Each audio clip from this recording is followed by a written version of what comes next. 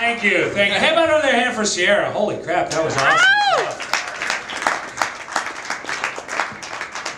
I was like, oh, I don't want to follow that crap. Ah, that was awesome. Did you guys have a good weekend? Yeah. It took a while. You know, I've been here, coming here off and on. I just realized recently that like this is on a Monday night in the weekend. I don't know why. It took me forever to realize that because I don't work real hours, I guess. Anyone go to that crashed ice thing? Anyone see that thing? Holy shit! And for those of you who don't know, what they did was they took like a I want to say a toboggan track, but apparently no one but Matthew here knows what that is.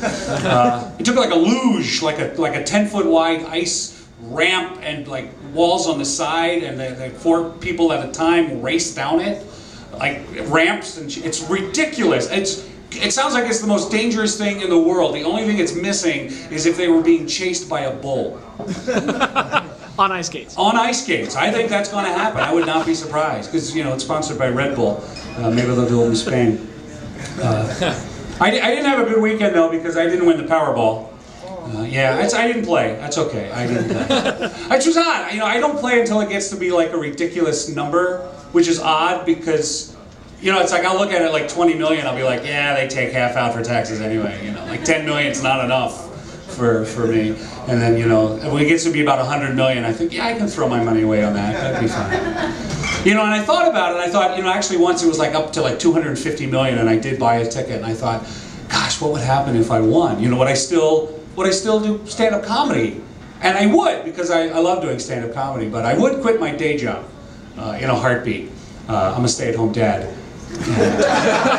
I would give that up like that. I would do stand-up comedy still, but I do it a little differently. Don't take offense, I wouldn't be here. I'd be on my own private island doing stand-up comedy. My audience would be 50 bikini-clad college cheerleaders.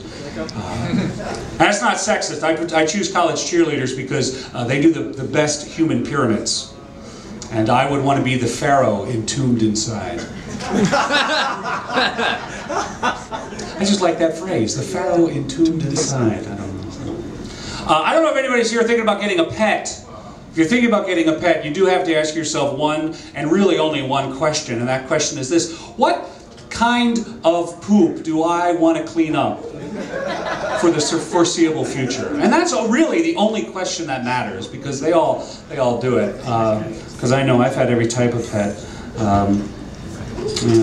I found out though, and having all these different types of pets, I found out that you know, we have a dog now. We have 2 dogs. I realized dogs are like having babies because you can't leave them alone. You need someone to watch them all the time. I mean, you can put them in a kennel, which is kind of like a crib, but you can't leave them there forever because that's, you know, that's abuse apparently, and so you got to have someone do that. Also, the way dogs are like babies is that any toy of theirs will make it into their mouth.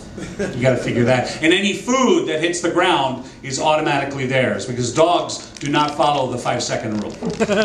They don't work stopwatches. They don't have an opposable thumb that way. So that's bad. But if you have a cat, see, I'm used to having cats. I grew up with a cat. I like having cats. Cats are like having a teenager because you can leave them alone for the weekend. You may not want to, and you may come home going, okay, what's broken? Where's the shit? Where's the poop? Let's figure this out. But you can leave them alone. You just have to leave them a place, like, leave out something for them to eat, and leave, you know, clean up their crap when you get back, and you're fine. You see, a cat's like a teenager. You don't live with them in as much as you come to an understanding with them.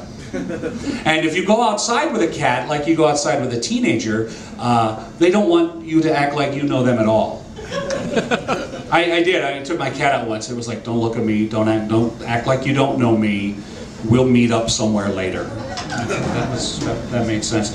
Sorry, I'm trying out some new stuff. I hope you bear with me. But my kids now, my kids are older, and I got them what I consider to be a 21st century pet, and that is a cell phone. A cell phone is a 21st century pet. It teaches them responsibility. You know, they have to keep it fed, in this case charged, or it will die. Which was funnier when I wrote it down, I guess. It's funny on the inside, I know. But you know, you can play games with a pet, you can play games with your cell phone. You have to know where with either one, pet, cell phone, you really need to know where it is at all times. teaches them responsibility. If you lose your dog or you lose your cell phone, you have to go and call it. I thought that was interesting. And if you know, my kids will put like an obnoxious cell phone cover on their cell phone. It's like putting an obnoxious doggy sweater on your dog, kind of deal.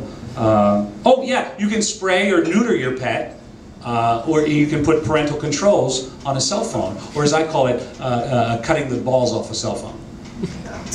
Again, funnier when I wrote it there. But the other way, it's also because you can, like a cell phone and like a pet, you can put them to sleep. Oh, is that okay, the new stuff needs work, no problem. How much time do I have? Can I, it's time to close on something quick? A minute and a half. Minute and a half, all right, great. Something I've done before. Because I did see this, I saw a bumper sticker in a parking lot that said, you guys might have seen it, the bumper sticker said, "War is not the answer."